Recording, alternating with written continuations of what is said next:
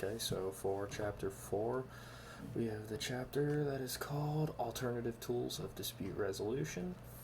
And in this chapter, they cover a couple different things, all pretty important. So, some of the big things they go over are negotiation and settlement, mediation, arbitration, mini trials, and a lot of other things, but like private trials, early neutral case evaluations, and plenty more. But so some of the big ones I thought that would stick out and probably come up multiple more times were negotiation, mediation, arbitration, and mini trials. So the first one that I put down is negotiation and settlement.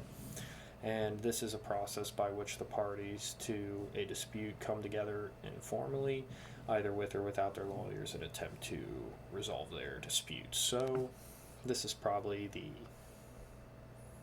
least official, I would say, just because lawyers aren't required and it's informal, like I said, and so it's not going to be in some like big huge setting. I mean, it could be in like an office, but it could be in a private room in a restaurant. It could be anywhere.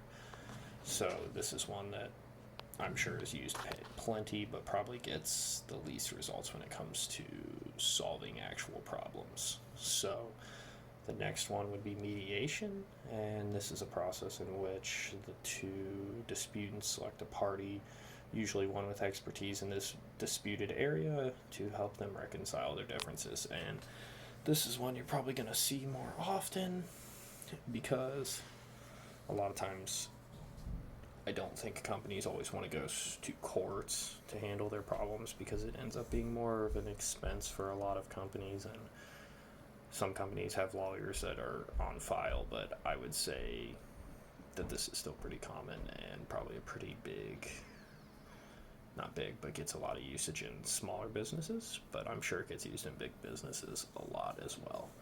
So then there is arbitration, which this is just the resolution of any dispute by a neutral party outside of the judicial setting. So again, it's staying out of the courts, but it's still going to provide the resolution, and it's going to help companies figure out what the final say on their dispute was. So then there's mini trials, and this is presided over a neutral advisor, but the settlement authority resides with the senior executives of the disputing corporations. So I don't know how common this one is. This is probably the one I have the least prior knowledge on, but it seems pretty interesting and seems like it would be plenty effective. Overall, the